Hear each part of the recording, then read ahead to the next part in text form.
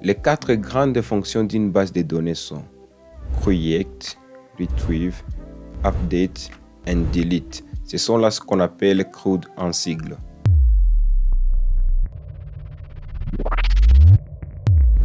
Salut à vous très chers développeurs, j'espère que vous allez bien et bienvenue dans cette nouvelle vidéo où on va voir comment est-ce qu'on va effectuer les opérations CRUD avec la base de données Firestore. Donc les opérations CRUD, on va voir comment est-ce qu'on va ajouter les données, récupérer ces données, supprimer ou modifier les données. Alors, il est aussi à signaler que cette vidéo ne va pas vous apprendre beaucoup plus sur Firestore, comme la notion de modélisation et autres. Mais si vous voulez en apprendre plus, vous pouvez visualiser cette vidéo. Alors, commençons. Ok, tout d'abord, vérifions si notre serveur Webpack est toujours en marche. Donc là, on va voir que c'est en marche. Je vais le couper pour le référer avec vous.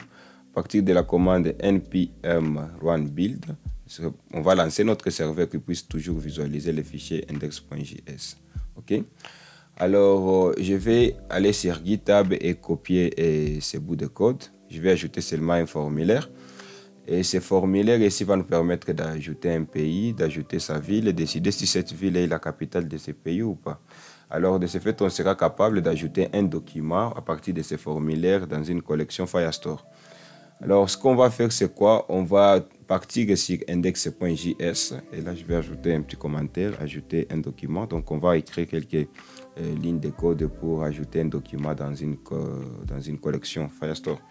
Donc, premièrement, je vais créer une variable pour stocker la valeur de mon formulaire dans cette variable appelée addCityForm. On va faire document square pour récupérer notre formulaire dans le DOM. À partir de la classe ici, la classe ajoutée, je vais point ajouter. Alors, dans notre formulaire, sur notre formulaire, je vais attacher un événement avec add event listener. Et si cet événement ici, ce sera l'événement submit. Quand on va soumettre notre formulaire, on va récupérer ici l'événement et on y attache ici notre fonction de rappel. Et on va directement, on va empêcher que l'événement par défaut ne puisse pas se produire sur ce formulaire avec prevent default, donc avec cette fonction. Donc, veuillons ajouter un document avec un ID ou un identifiant généré par notre base de données Firestore. Ok, donc on va ajouter un nouveau document avec un ID généré. Et ça sera fait à partir de la méthode ici addDoc de Firestore. Et il faut passer ici la référence de la collection. Donc, vous avez vu qu'on a créé ici une référence ici de la collection des utilisateurs, right? Et là, on va créer une autre référence pour nos villes. Je vais l'appeler ici citiesref, donc pour référencer nos villes. Et là, je vais passer nos villes ici et je vais passer un objet qu'on veut sauvegarder comme document. Donc, la propriété ici, ville, va sauvegarder ce que l'utilisateur va mettre. Ce que l'utilisateur va mettre ici à partir de ces inputs de ce formulaire. Donc, je l'ai nommé ici pays. Je vais prendre ces propriétés. Je vais prendre la valeur que l'utilisateur va mettre dedans. Je vais faire pareil pour la ville. Ok. Pour la ville, et je vais faire aussi pareil ici pour la capitale. Mais pour la capitale, c'est une sélection, donc avec la valeur true et false. Donc, je vais récupérer d'abord les noms ici. Donc, le nom, c'est la capitale. Et le nom que j'ai donné à cet input ici, c'est aussi capital. Donc, je vais prendre capital. Mais je vais regarder si la valeur que l'utilisateur a choisie est vraie. Donc, je vais sauvegarder une valeur booléenne true. Dans le cas contraire, je vais sauvegarder false. Okay. Veuillons ajouter ici une propriété qui va nous permettre de savoir quand est-ce que ce document a été ajouté. Donc, on peut toutefois le faire à partir de l'objet new comme c'est JavaScript. Et ça peut marcher. Donc, on va récupérer la date venant ici de l'appareil de l'utilisateur. Ce qui n'est pas fiable parce qu'il peut s'avérer que la date peut être déréglée. Donc, ce n'est pas conseillé de faire comme ça. Donc, on peut toutefois savoir quand est-ce que ce document a été ajouté à partir de la fonction save@timestamp. Donc, on peut toutefois l'importer à partir de Firebase ou /Firestore. Donc, ça va nous permettre de récupérer les temps venant du serveur. Alors, quand notre document sera ajouté, donc on va récupérer ici then, alors on va réinitialiser ici notre formulaire. Donc on va faire reset. Oups. Pour restaurer notre formulaire, que les champs soient vides. Alors on va tester si ça marche et on va sauvegarder tout. Je vais dire ici, le pays c'est la RDC, RD Congo. Et la ville ici c'est Kinshasa et c'est comme la capitale de... Oh, ville is not defined. Je m'excuse, qu'est-ce que j'ai fait? J'ai précisé ici le nom, c'est le nom de la ville. Et sur mon formulaire ici, c'est quoi que c'est correct? Où est-ce que j'ai merdé? Alors, la référence de la collection. Ah oui. Là, il fallait passer ici, site ref, comme la référence de la collection. Sûrement, je vais reprendre la RD Congo comme pays. La ville, c'est Kinshasa et c'est la capitale de la RDC. On va ajouter. Et là, le formulaire est réinitialisé, c'est bon. Donc, on va actualiser la page pour voir dans la base de données si c'est ajouté. Et là, on a une collection ville. Et ok, on va attendre que ça charge. Sûrement, et on a les documents. Donc, vous voyez que le temps vient d'être récupéré à partir de notre serveur. Ok. Et on a précisé les propriétés, ce qui va avec. Alors, si l'utilisateur veut ajouter un document avec un ID, un identifiant qui n'est pas généré par notre base de données, comment est-ce qu'on peut faire ça? Donc, on va sûrement le faire. On peut ajouter un document avec un ID personnalisé.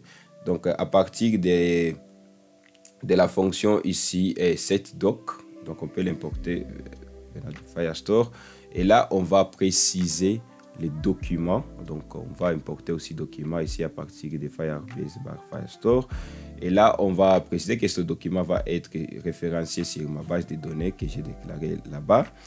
Et sur ma base de données, ça sera stocké dans la collection ici des villes. Oups, cities, villes.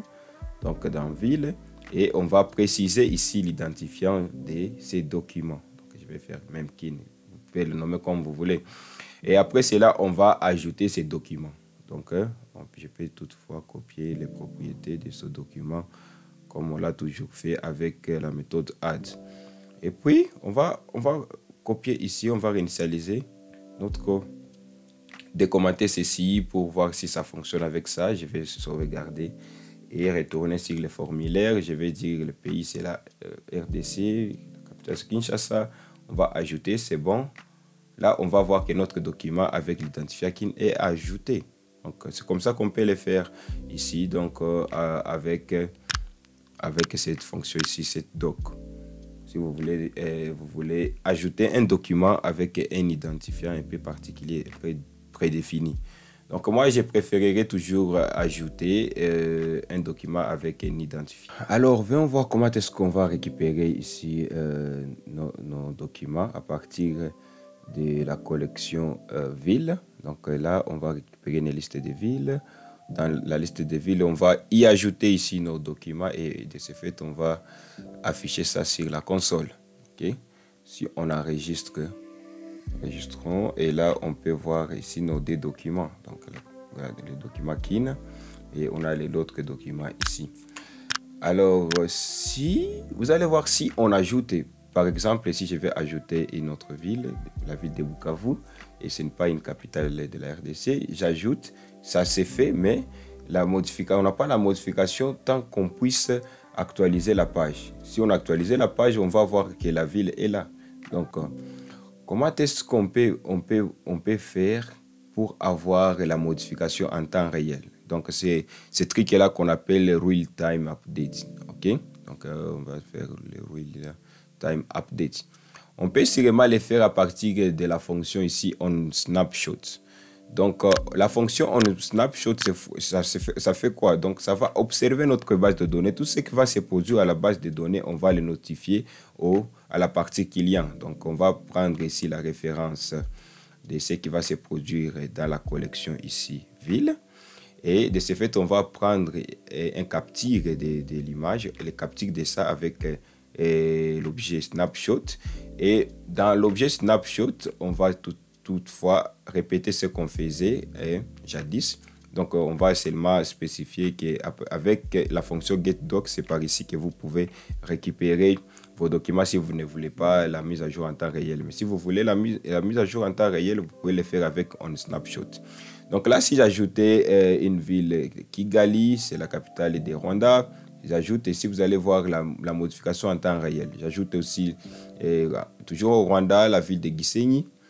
Et cette fois-ci, ce n'est pas la capitale du Rwanda. Et là, vous allez voir qu'on a toujours nos modifications, ça pour qu'on puisse actualiser la page.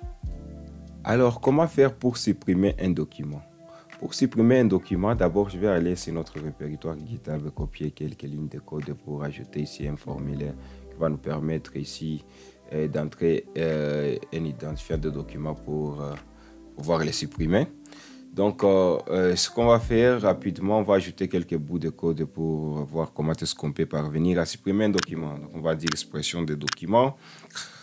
Après ça, on va déclarer ici une variable appelée, on peut l'appeler ici delete city. Donc, delete site form, formulaire d'expression, ok, d'une ville. Donc, on va récupérer les documents du DOM, query selector, et notre formulaire, on l'a donné la classe ici de suppression. Et après ça, on va ajouter un événement à notre formulaire. Donc, on va faire delete city form. On va ajouter un add event listener et l'événement, ça sera l'événement submit quand on va soumettre notre formulaire. On va prendre l'événement en paramètre et on va ajouter ici, on va appeler la fonction ici prevent default pour empêcher les comportements par défaut de ces formulaires. Donc, quand on va ajouter ici, quand l'utilisateur va ajouter un document, donc on va déclarer la référence de ce document. Donc, le document va être dans notre base de données et on va prendre ici dans notre collection de villes, on va récupérer ce que l'utilisateur, la valeur de l'utilisateur. Donc, l'id à partir des valeurs de l'utilisateur qui va mettre dans cet input. Donc, id, on va récupérer value pour récupérer la valeur que l'utilisateur va mettre.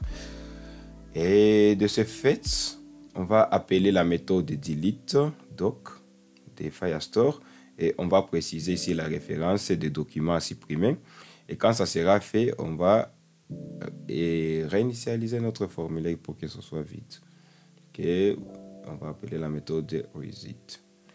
Bien que ça, on va sauvegarder et là, je vais prendre ici ce document ici. Je vais prendre l'idée de ce document. Quand je vais le mettre seulement là, et j'appuie sur supprimer, vous allez voir que le document reste à K4 et qu'on avait 5 documents. Oh, je peux aussi supprimer celui-ci. Je récupère l'idée. Et là, je le mets là et je supprime cette ville. Et même par là ici, je vais récupérer ici l'idée. Oups. Et je le mets là-bas. Je peux supprimer et vous allez voir qu'on ne reste qu'avec des documents, même si la base des données, il n'y a que des documents. Donc, ça fonctionne. Alors, pour la modification des documents, je vais aller sur GitHub et copier encore ce formulaire pour la modification de documents. C'est presque similaire. Donc, on aura aussi à préciser un identifiant pour mettre à jour un document. Et de là, je vais partir ici, copier ceci et le coller justement là en bas. Et là, ça sera modification d'un document. Et là, on va préciser que ça sera update city form pour les formulaires de mise à jour. Donc là, on va préciser la classe ici, c'est updates. Ok, donc on va mettre là la classe. Et puis, ce qu'on va faire ici, on a mis que notre input aussi, c'est ID, comme on l'a fait avec expression. Donc, il faut avoir une référence des documents à mettre à jour. Donc là, on peut les faire à partir des méthodes update doc de Firestore. Et puis, là, on va préciser quelle est la propriété des documents qu'on va mettre à jour. Par exemple, comme si ce document, je peux dire que je dois mettre la propriété ville Donc, je vais modifier la propriété ville. Donc, je vais dire que pour ces documents, la propriété ville sera modifiée par, bon, la ville à jour, par exemple. OK? Alors, ce qu'on va faire ici, on va mettre ici notre formulaire. On va, OK. Et de là, je vais justement enregistrer. Et là, ce qu'on va faire, on va récupérer l'identifiant des documents que nous voulons modifier. Par exemple, ici, la ville de Bukavu. Je vais récupérer son identifiant. Une fois précisé là-bas et appliqué sur mettre à jour, vous allez voir que la propriété ville est modifiée par la ville à jour. Donc, on peut même mettre ce qu'on veut. Donc, je peux ajouter OK pour voir si je peux être à mesure encore de modifier ces documents. Voilà. J'ai modifié par la ville à jour. Et là, je viens d'avoir la ville à jour, virgule, OK. Très chers développeurs, nous venons de voir comment est-ce qu'on peut récupérer des documents, comment est-ce qu'on peut ajouter un document avec un ID généré ou soit avec un ID personnalisé. Comme là, je suis alors capable d'ajouter une ville et de sauvegarder les données comme document. Je peux même supprimer un document. OK. Et je peux même mettre ce document à jour. Alors, très chers développeurs, voici comment vous pouvez vraiment effectuer les opérations CRUD avec la base de données Firestore. Donc, ce sera tout pour cette vidéo.